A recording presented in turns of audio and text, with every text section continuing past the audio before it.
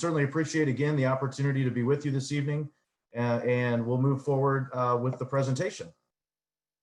You see here our agenda for this evening. Our organizational updates. We're going to have a Q&A with Dave and Lon Minotti, some market and fund updates from Stacy Pettis, a review of our responsible investing strategies with Matthew, and then finally leave time at the end for a Q&A with all of the participants. And hopefully, as I said, we'll get to as many of those questions as possible. Before we get to the organizational updates, again, I bring greetings not only on behalf of all the panelists that are with us, but also on our entire staff. Our management team, Charles Buck and Karen Sherman Chang, are also with us this evening. Our institutional relationships and marketing and communications team, particularly Debbie Weibowo and Adam Sank, who really are the backbone of putting these materials together tonight. We certainly appreciate all of their time and talents. Along with our client services team, many of our clients spend quite a bit of time conversing with those folks, Millie, Krista, and Gaylord, our finance and administration team, and of course, as we previously introduced, our investment team. Here also are our board of directors, and we want to make sure that we introduce them as well. What I would encourage you to do is to go to our website and look. All of their bios are available at ucfunds.org, and look forward to you reviewing the incredible experience and expertise that's brought together on the United Church of Christ Board of Directors and our investment committee. Just as a quick overview and a reminder, at UCF, we are entrusted with the assets of over 1,100 institutions, the vast majority of which are affiliated historically with the United Church of Christ. We operate and manage 13 professionally managed funds to create custom portfolios for all of those clients to make sure that we're able to meet the objectives, the financial objectives, and also the parameters of your investment policy statements. Of course, you're going to hear a lot more tonight about our values-aligned strategies. And remember that at United Church Funds, we ourselves are a not-for-profit, just like all of our clients. And that really allows our teams to sit on the same side of the table as your investment committees and finance committees in helping you make long-term decisions for the benefit of your organization. Just a few organizational updates from the third quarter. It's been a very busy quarter at United Church Funds. As many of you know, or many of you perhaps saw the press release, we lost a professional to another organization back in May, Katie McCloskey, our longtime director of socially responsible investing. And we were very pleased to have a very strong field of candidates to succeed her in that position. And it was our certainly pleasure to offer the position to Matthew Ilian, who you'll meet later on in the presentation tonight. We also hired a new senior accountant to our finance team, Deborah Cho. She comes to us with a vast amount of experience, and lucky to have her on our team. Over the course of the third quarter, as markets continued the rebound after the end of Q1 and into Q2 COVID impacts, UCF added nearly $40 million to our net AUM just for the quarter. And we also spent that time investing in our technology infrastructure and some of our digital content to better serve our clients. If you go to our website, you can see several of the videos and other resources that we've put up there to make sure that we're continuing to communicate with our clients, albeit virtually, and putting technology in place, including an upgraded server for our client portal to make sure that our client experience remains at the level that our clients expect. UCF was very proud to, through the management of the Brown Endowment, which is a historic endowment of the national setting that is administered by United Church Funds. We were very proud to use that endowment and send approximately $100,000 back to local conferences to support their efforts around the impacts of COVID, and also through trainings and resources around racial justice. We hope that demonstrates our commitment of service to the conferences and associations, and through them, the local churches that they support all over the country. And there is more information about that on our website. And finally, just perhaps a very important note, the United Church Funds board met late last week and approved our budget for 2021. You'll see a press release coming out about this in the near future. But what I can tell you is that we were actually able for 2021 to lower the expense ratios for all of our funds across the board. We are doing this by tightening our own belts, much like many of our clients. It is not an easy thing to do for us to be able to lower our expense ratios because frankly, they're low already. But through developing some efficiencies on our end, and also, of course, as I said, really closing up some of our budgeting, we were able to lower expense ratios for all of our clients at a time that we know is very challenging for many of you. And so we were thrilled to be able to do that for 2021. So now we're going to transition and do a little Q&A with three folks that I am very familiar with and really appreciate them being on the call. I joined United Church Funds 7.5 years ago, and one of the first people that I met in the building was our chief investment strategist, Dave Clausen. You'll see Dave, by the way, is a really humble guy, and he doesn't like us talking very much about what he did in the past in Wall Street. But what I would tell you is what I think really makes Dave an exceptionally capable and unique fellow in this particular role. He holds an MDiv from Union Theological Seminary. He truly understands the crossroads that United Church Funds deals with the assets that we're entrusted to manage and the mission that our organizations, that our clients have a mandate to support. And he's been with United Church Funds, I think almost for 9 years now, predated me a little bit. Also on the call with us is Lon Kai, Senior Portfolio Manager, and Manoti Dhanaraj, our Senior Investment Analyst. They both came to us about 5 years ago, I believe. Lon from CME Group, Pine Bridge and Millennium, and Manoti most recently from the City of Dallas Employee Retirement Fund, also did some time at Neuberger Berman. All three CFAs, all three exceptional folks, and very proud to have you on the call with us today. Thank you so much. Thank you, Matt. Thank you. So with all that said, all the introductions out of the way, let's get to the hardball questions, shall we? I'm going to read these and look forward to your responses. So let's start with a quick recap of where markets have been and have taken us over the last year. A chart of which would probably remind us a little bit of a roller coaster over the last 12 months. As we'll remember, 2019 ended on a high note in Q4, capping one of the best years in recent memory for global equities. And of course, equities peaked in late February of 2020 before the sharp decline in March due to the impacts of the global pandemic. Thanks to the Federal Reserve's fiscal policies to stimulate markets and provide liquidity, a quick response by Congress with the initial stimulus programs, and surging earnings in technology, online retail companies, and other industries that actually benefited from a stay-at-home economy, markets in Q2 and in fact Q3 had a historic bounce back. Some say that this market rally is decoupled from the actual economic data, but there are real signs of life returning in sectors like manufacturing, information technology, home improvements, home sales, and the declining unemployment data is encouraging. So with all that said, what economic metrics or data points is your team keeping a close eye on right now to gauge the economic realities that will guide markets moving forward? Well, thanks, Matt. And I'll take this first question, but since I have the team here and since it's an excellent team, we'll act like a team and we'll answer these questions among us. And again, thank you for that really warm introduction. The United Church Funds is a terrific place to be and to serve all of you. You know, on this particular question, it is hard not to focus just really on the obvious. You know, and we all state that we're focusing on COVID and the number of cases and whether or not we're going to have a resurgence, which we clearly are in the middle of, to try to figure out where the economy is going to go. It's very difficult not to focus on the election. We all should be focusing on election and voting and the implications that the election would have on markets, particularly in the short term, but then really in the long term.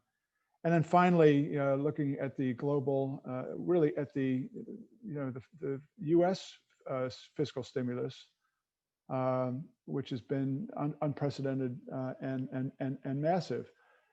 But part of our job is to really think a little bit longer term. It's one of the advantages of having endowment monies. And so some of the things that we're focused on are not only US stimulus, but really global stimulus. I mean, it's really unprecedented around the world and is supportive of a lot of different economies, not just the US.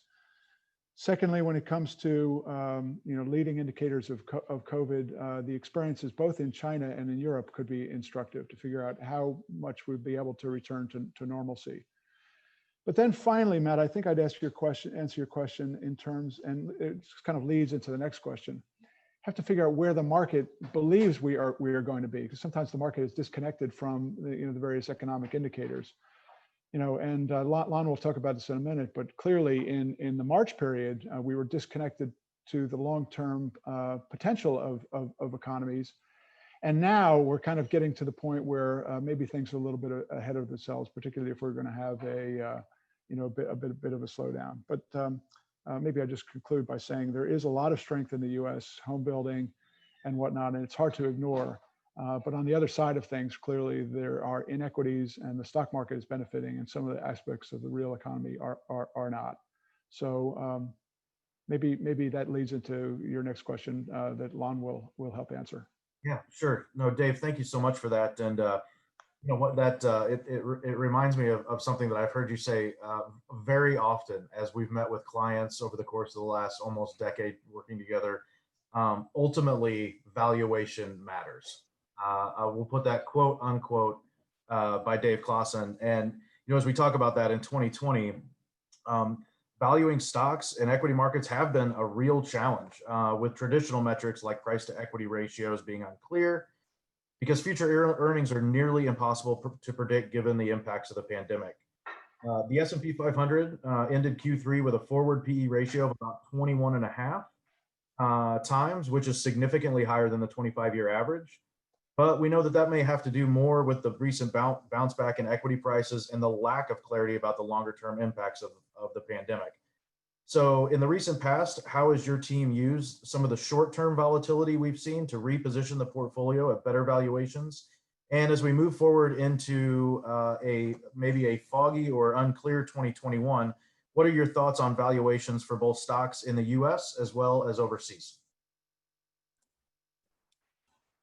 Hi, Matt. So I will take this question. And then this is Lon, although it's showing Manoti in the screen. And then clearly we are a team because I'm using Manoti's link to get access to this, the town hall meeting. But with the volatility, and then you're quite right that valuation always matters. What happened in March on equity market quickly sold off around about 35%. And then in the pandemic impact, we would forecast EPS, which earnings per share, would drop about 20 to 30% for the calendar year of 2020. But as Dave mentioned, that central banks around the world provided extraordinary monetary stimulus, and to compare that with the 2008-2009 financial crisis, the magnitude is anywhere between 5 to 10 times as bigger as that one before. So it's unprecedented. And then on top of that, we also have a care package and numerous physical stimulation package that get people to be somewhat compensated, at least financially, for the 40 million people who lost their job temporarily. So with that kind of support from the monetary policy and the fiscal side, we think the market kind of reflect that. And therefore, we added into equities in March. And fast forward, you see the big rally from March low all the way towards September 2nd. And the market rallied from 35% to 50% in the tech-oriented indices. And then when we look forward, although the visibility is still somewhat low, but we think that the good news has been kind of priced in. And then you were looking for some uncertainties around election, and then also uncertainties on the virus developments, particularly in the winter times. So therefore, we take some of the gains off the table, or realized that in September. And then now we're kind of neutrally positioned going forward. And you also have a question regarding US versus overseas. I think that the US certainly has done well from a stock market point of view, but you probably won't make the same comment for controlling the virus. And then going forward, there is a bit of balance to strike where you wanted to stay physical discipline to maintain a strong US dollar, or when there are unforeseen event roll up, you probably do need to provide support too. So with that kind of balance struggle and then the valuation being relatively higher in the US, I think that we are kind of thinking that overseas might be better. The overseas part probably be emerging market. And then at this moment, we're still kind of overweight US and emerging market at the cost of other developed markets. But we try to be nimble as always. Lon, thank you for that. And yeah, definitely complex markets, but I think to your point, our ability, particularly in the balance funds, to be nimble between developed markets overseas, emerging markets overseas, as well as developed markets here, or as well as our domestic markets, have that flexibility, I think will be a benefit for us moving forward. Thank you for that. Appreciated.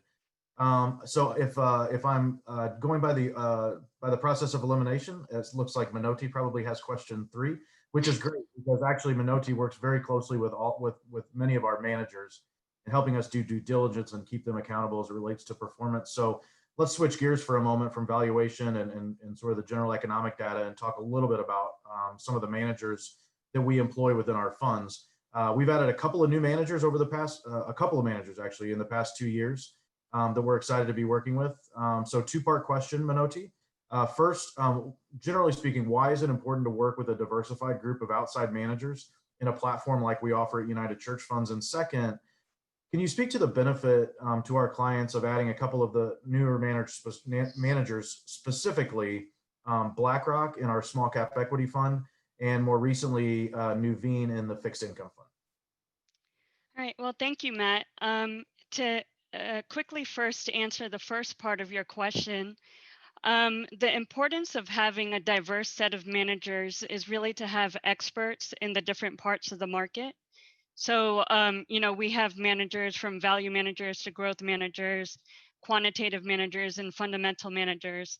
And so it's very important to have these different managers that focus on different areas of the market. As you noted, 2 recent managers that we added were BlackRock in small cap and Nuveen in core fixed income. So BlackRock is more of a cutting edge, innovative, quantitative manager that we added that uses non-traditional unstructured data to make their investment decisions. They were also able to provide us with a lower fee structure, which was beneficial to the fund. And then on the other hand, we more recently added Nuveen core fixed income. And that fund is an impact fund that uses fundamental investment process to make a significant allocation to impact investments, which ranges between 25 to 40% of their portfolio.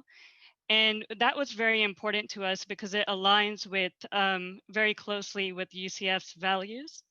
So both of these investments, both BlackRock small cap as well as Nuveen core impact, were very key in complementing the strategies that we currently have in place. Excellent. Manoti, Dave, and Lon, I want to thank you all for taking the time to be with us tonight. We really appreciate it. You are valued colleagues, and we are just really thankful for the expertise that you've shared with our clients tonight. So thank you very much. Thank you, Matt. Thank you. All right. Thank you. We're going to switch gears here and actually do a couple of different poll questions. So we're going to give you a little time to take these in. We have 2 questions, so I'm going to launch this, and in the next, call it 30 seconds or so, or 60 seconds maybe, we're going to take a break. Please answer the questions. First question is, how has your congregation managed finances in the midst of the pandemic? It's multiple choice. And number two, if declines in revenue continue through the rest of 2020 and beyond, how would your church respond? Again, multiple choice. So I'm going to go ahead and launch the polling. And we'll go ahead and give you about, we'll see how long we take, about 30 seconds or so.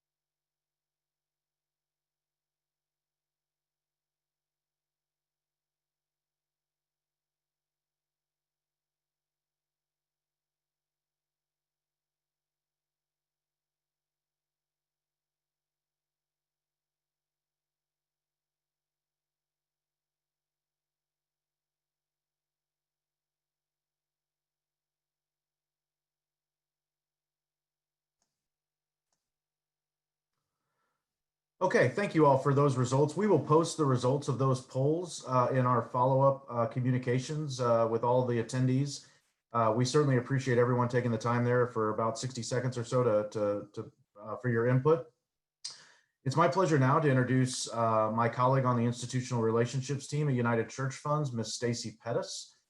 Stacy has been with us for several years and is well known to our clients. She works very closely with our most valued clients along the Eastern Seaboard, as well as in Pennsylvania, as we joke around, all the way from Maine to Miami and sort of everywhere in between. And so I want to thank Stacy for being with us this afternoon. She's going to speak to a handful of slides as it relates to some market and fund updates. So Stacy, the floor is yours. Thanks, Matt, and thank you all for joining us again today. Our investments team has done such a great job of speaking to the markets that I won't spend too much time on this slide, but just wanted to highlight some of the key themes. Dave just spoke about markets versus the economy, the economy coming back and rebounding after some of the March lows. And although the speed of recovery going forward is going to be predicated on really the virus and how we contain that and vaccine developments in the future, we also are going to be looking to further policy that supports in keeping us all safe. Lon, I believe, spoke to some of the unprecedented fiscal and monetary stimulus that has been pumped into the economy that has really been stabilizing us over the past 8 or so months, which kind of speaks to why there is such a gap in how the market has been performing versus how the economy has been.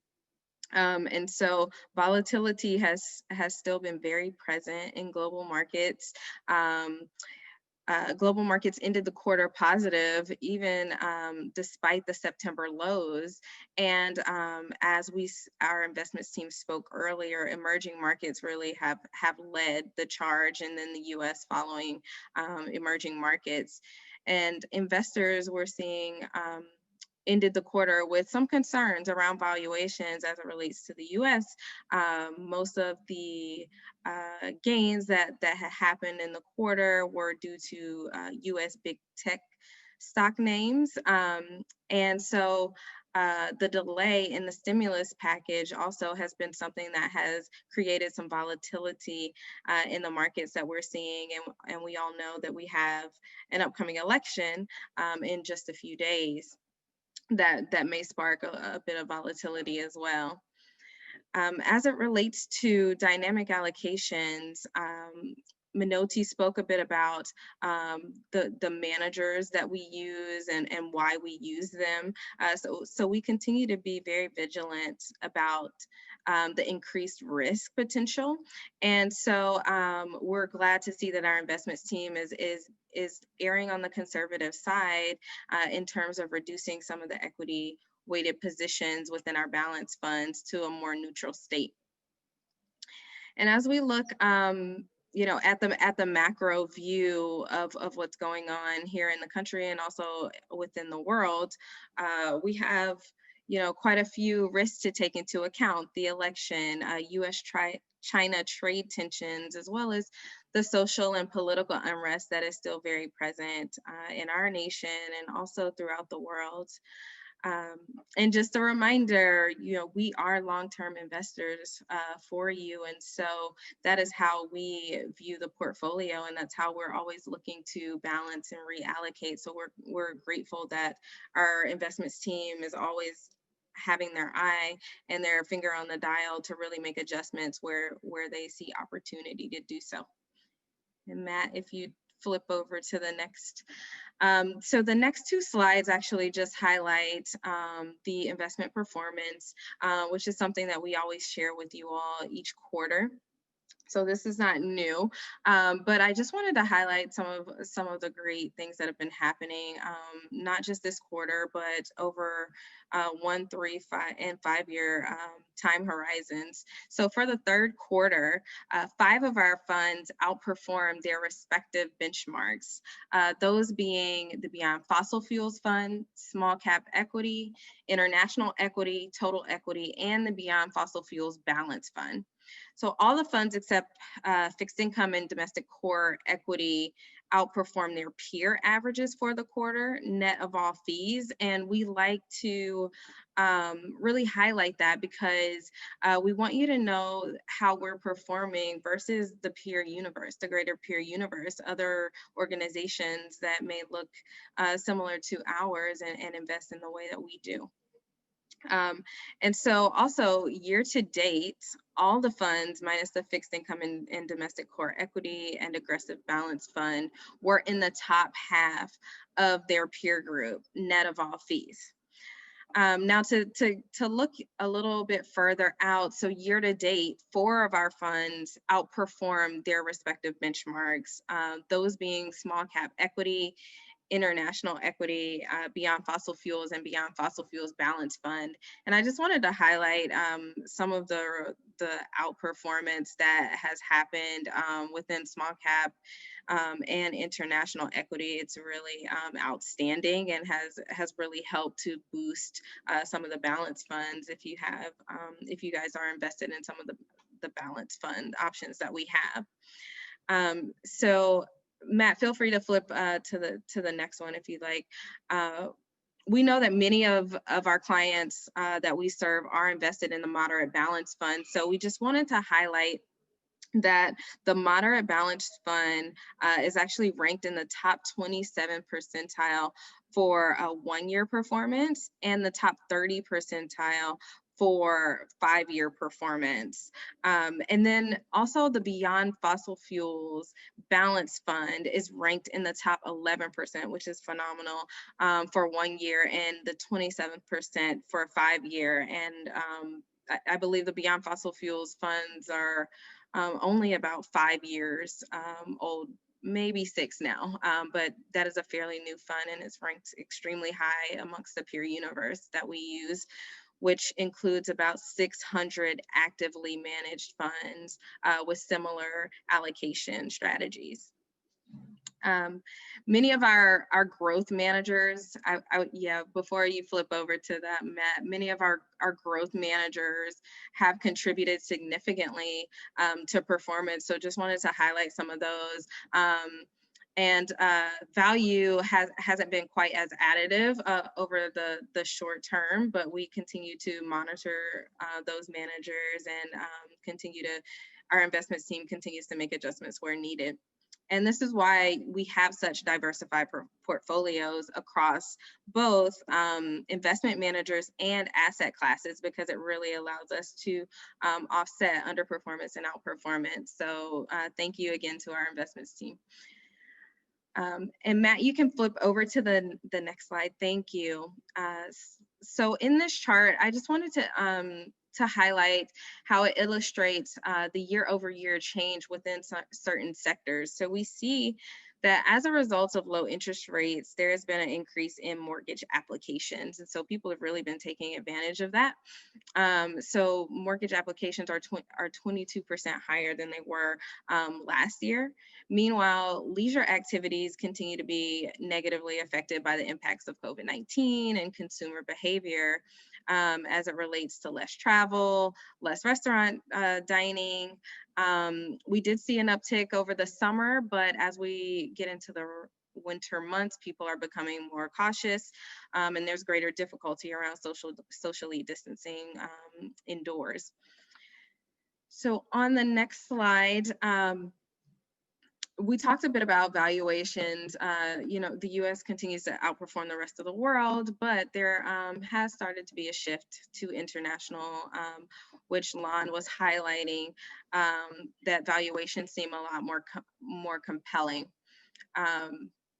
We actively pursue opportunities to shift dynamically between markets, and within the global valuations illustration on the right, we see that US valuations you know, are well above what the 25-year average has been, where there's still opportunity within emerging markets, which is slightly lower than the 25-year average.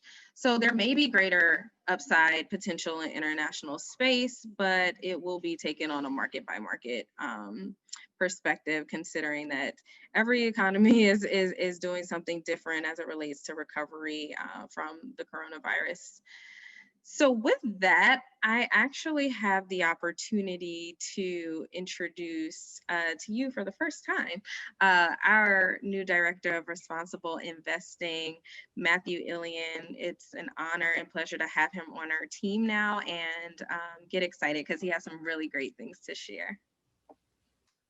Thank you, Stacy. And Matt, you can stop sharing because I just have a quick story to introduce myself, to share, and to help you really understand why I'm excited about this work and excited about this moment at United Church Funds. So the story is about a little boy that I know well, really well. And he growing up, one of his childhood heroes was a man named Eric Liddell. And if that name rings a bell, you've probably seen the movie Chariots of Fire. So this young boy was a runner, and so he aspired to be like Eric Liddell, and but he was also inspired by Eric Liddell's his faith and his convictions that he wouldn't run on a holy day, even at the Olympics, that he would go serve, you know, on the mission field after achieving such great success. And this young boy became a young man and went to the university and joined the track and cross country team, and enrolled in Mandarin classes, so he could learn the Chinese language. And at this point in the story is where the two stories diverge. Unlike Eric Liddell, the young man's track career ended in a lot of injuries and not Olympic glory. And his career as studies in Mandarin, he realized quite quickly that he wasn't really tone deaf, but he was tonally deficient. And so if you know the Mandarin or Chinese language, you know it's a tonal language. And so you can easily, you know, call someone's mother a horse if you don't know the right tone. And so that path was clearly not his path. And so he chose a different path, a path of finance. And he had the opportunity to train under some great minds in the field of finance. And he brought the same mission, the mission to help people, to serve them, to bring them peace of mind, to help organizations prepare for their future. And he enjoyed this, but over time he learned that something was missing. There was something that about this optimal, efficient portfolios, modern portfolio, the greatest science that we had, that was missing a key ingredient, and it related to his faith values. And that point in the story is when this young man diverged down a new path to try and understand how to find not just peace of mind, but peace of heart. And that's the story that led me eventually to United Church Funds. And I'm really excited to join this team. I mean, the tagline of investing with a mission, performance beyond the numbers, really speaks to that, those two, the peace of mind and peace of heart. And so I want to give you that background, but talk about some of the trends that we're seeing in this space. So Matt, if you will turn the slides back on, there's a great mountain chart put out by the US Sustainable Investment Forum. And it shows how many assets, the percentage of assets that are committed to sustainable investing. And so these are ESG strategies, environmental, social governance. And you can just see the trajectory of this mountain chart. It's huge. In fact, as of 2018, the last accounting, $1 in $4 that's professionally managed now has a sustainable mandate. That represents $12 trillion, and it's 38% growth from the 2016 accounting that was taken. Now, just in a couple of weeks, we're going to get the latest report for the 2020 numbers, and we all know the mountain's just going to grow significantly because sustainable investing has become mainstream. And it's not because the industry has suddenly got a change of heart and everybody's just wants to do good. That we've seen the mainstream investors come in because of the results of sustainable investing. For example, this Morningstar looked at all the funds in their universe recently, and over the last 5 years, the sustainable funds have outperformed conventional funds. And we can look at a number of other data sets that reveal similar or even kind of results over time. And so we're happy to see all these assets and all these this new energy moving into the space. We also feel quite strongly that our legacy of over 50 years of leaning into sustainable and responsible investing puts us at an advantage. And to talk about that, I want to turn to the next slide because what we're looking at here is these tools that we call in our responsible investing toolbox. And most of the investing that we're seeing is really using this first tool right now. And when I say most of the when we're looking at Vanguard or BlackRock or some of the largest asset managers moving into the space, it's around this portfolio design space and how are they using environmental, social governance factors to design portfolios that either lean into sustainable investing or avoid risks that are inherent in the marketplace. We'd like to point out there are 4 other tools.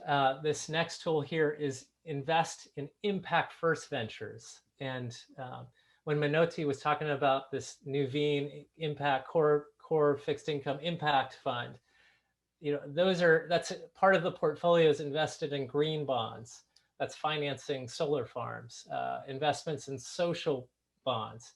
That's putting sort of helping put kind of racial justice work out in corporations and then also in nonprofits.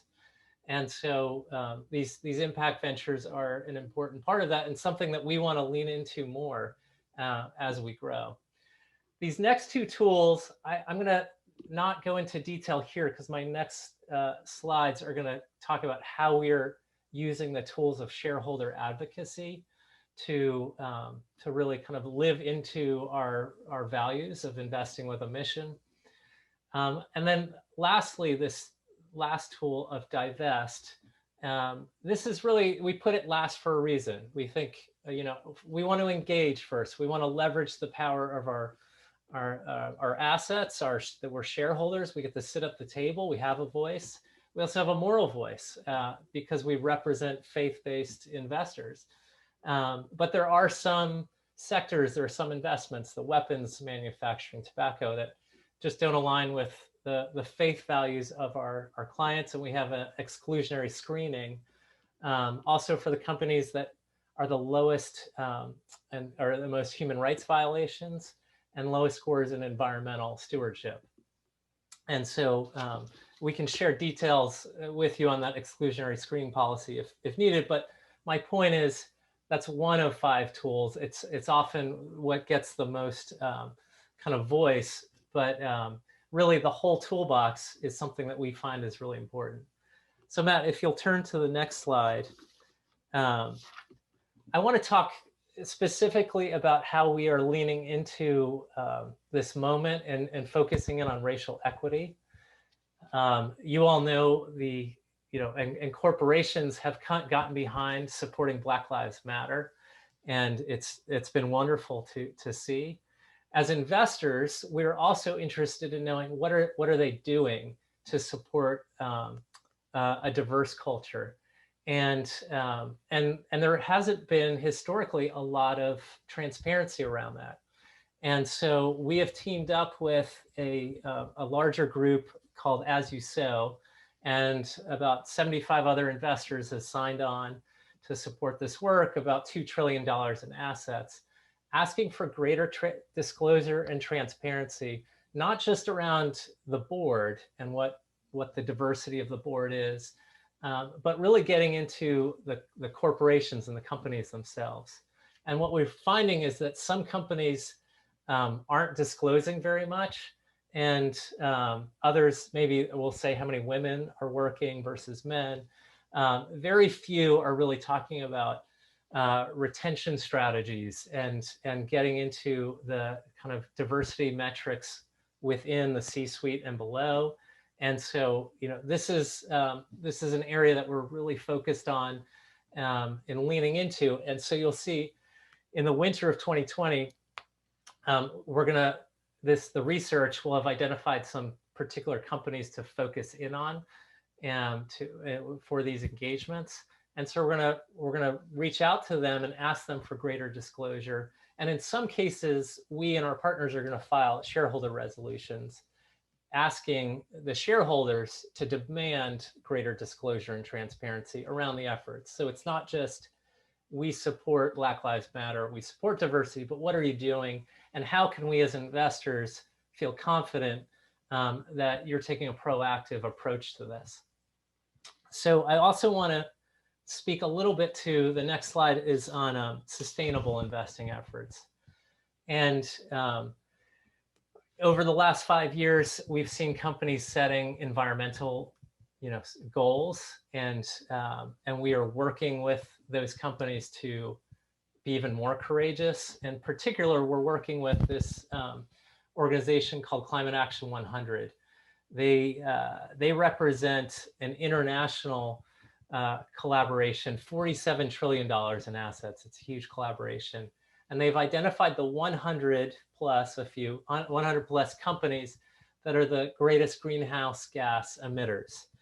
And so we're working with those companies. In particular, we're the lead with International Paper. And not only are we working with them on their goals, we're also working with them on their lobbying. Because what we're finding is a lot of companies will set goals, and then their lobbying money is going to support politicians and other chamber business, organizations, associations that are kind of fighting against the very goals that they set. So we want greater accountability there, and we're working with our investment partners on that, including the Interfaith Center on Corporate Responsibility. So that was a little bit about me, some about what work we're doing, and I want to turn it back to Matt because we really want to get to your questions. Oh, sorry, last thing. We put together a timeline of the last 50 years of UCF and UCC's work on shareholder advocacy and responsible investing. And we're happy to send that to you. This just lists some of the key events that have guided us as we've leaned into this work. Matthew, I want to thank you for all of that information. And I think it's clear to everyone on this call why you were the right guy for the job at the right time. You share a passion for this space that is infectious, and our clients benefit from all the work that you and our ecumenical partners do around responsible investing. And we certainly appreciate you sharing with us. I'm happy to tell you that throughout the course of the call, my colleague Dave Clausen and I think others have been answering questions as they've come up about performance, about markets. I saw a great question about, what'll happen to markets depending on who wins the election. I'll leave that to defer Dave and to answer. I think he did admirably, and other questions about our fund performance. If there are any other questions, I would encourage you to put them into the Q&A now. And we'd be happy to respond, either myself or Dave or Matthew or whomever. We'll give you just a few seconds to throw those in there if you have questions. And while you're doing that, I again want to reiterate my thanks to folks who put this presentation deck, the formatting, and a lot of the work into this. Adam Sank and Debbie Weaverwo, our marketing and communications folks. They do an outstanding job. A lot of the digital content that you see on our website, in fact, not a lot of it, all of it, they produce and do a fantastic job. And so really appreciative of their efforts. And also want to thank our president and CEO, Charles Buck, who is on the call tonight and elected to not be on camera. And so and we certainly appreciate his leadership as well. I have 3 different questions, all of which say, can we get copies of the slides? Absolutely. And in fact, we've recorded this entire webinar, so we'll have the slide deck available. And of course, the recording. If you missed a piece and want to circle back, or if you've got folks from your church or organization that you think would benefit from this content, we'd be certainly happy to forward this along to all of the attendees. And we will do that most likely by Thursday of this week. So with that said, I want to thank everyone very much for participating in this call tonight, this afternoon. We, as always, appreciate the opportunity to serve as your trusted investment partner. As you should have questions over the next coming days, please feel free to reach out to our team. But again, we want to thank you so much for your time, and we greatly appreciate the opportunity to serve your church or organization. So with that, we'll bid you adieu. Thank you so much for participating, and have a great evening.